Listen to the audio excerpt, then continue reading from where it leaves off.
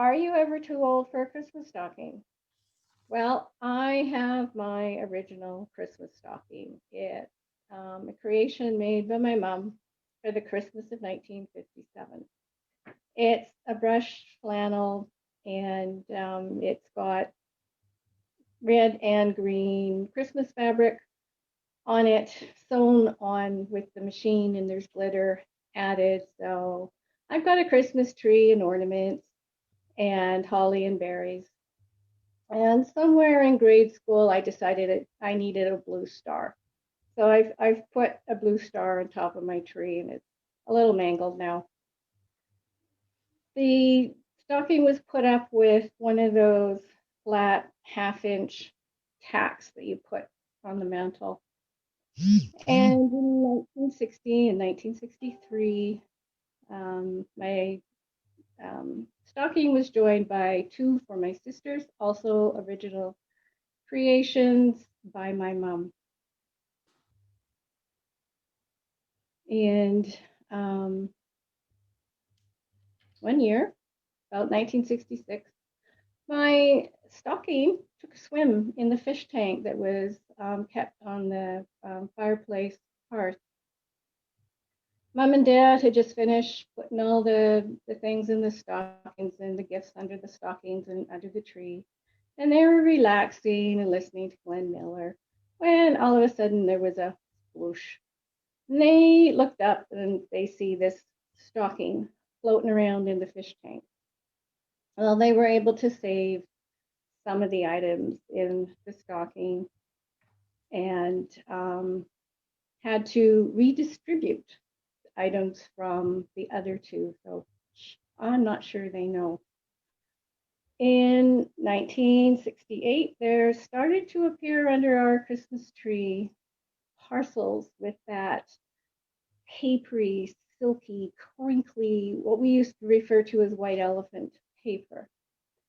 We were allowed to open these on Christmas Eve, and they were our Christmas pajamas. So we would go and put them on, and we had pictures in front of the tree and pictures of us putting up our stockings. And it was also a signal it was time for bed. Dad was a bit of a jokester, and he always was asking us, should he put a fire in the fireplace? No, Dad. He says, well, it'll be nice and warm for Santa when he comes. No, Dad, like, you can't do that. And he also had a firm rule. No one out of bed before 8 o'clock in the morning. Well, when we were little, we would listen to this. As we got a bit older, we'd creep out of bed, sneak down the hallway to the living room. And then we'd sit. We'd look at the tree and all the presents that were there, our stockings, and be asking each other, what do you think's in there? What do you think you got? Well, Mom was a light sleeper, and she would come and she was back to bed. And as the excitement, as we're getting older, we want to find out what we got. So maybe at 7:58, we'd be outside their bedroom and we're like, Mom, Dad, like Santa's been here. And there would be this voice behind the door saying, it's not 8 o'clock yet. Dad, like, come on. I have to get dressed first. Dad, I have to shave first. No, Dad, come on, hurry up. So we would open our stockings and the presents underneath the stockings before breakfast. There was always a mandarin orange in the toe that was wrapped with the green paper that they used to come from. And after breakfast, we would get dressed and tidy up.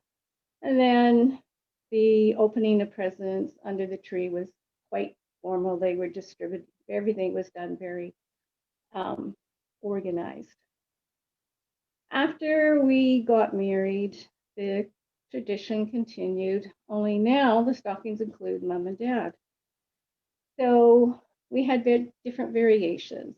The spouses would fill the stockings for each other, but we also did mom and dad. The adults put gifts in all the stockings. And a couple of times we drew names, and that was the only stocking that you filled. We continued with this until the grandkids were all old enough to understand about Santa in 2002. And Dad had made a dowel that was the width of the fireplace. It had 13 hooks on it, and it got suspended on the mantle. So no more thumbtack holes in his mantle place. Now Dad got to continue his routine now as Gramps. And living in a place with a gas fireplace, it was a little harder for him to play along about putting a fire for Santa. But he still was firm on his 8 o'clock in the morning rule. The grandkids weren't quite sure about this. They didn't know if this was really true or if they could push it.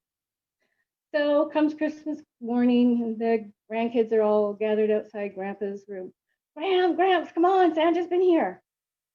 It's not 8 o'clock yet. The kids are bouncing up and down like, come on, Gramps, hurry up. I have to shave first. No, Gramps, you need to come see.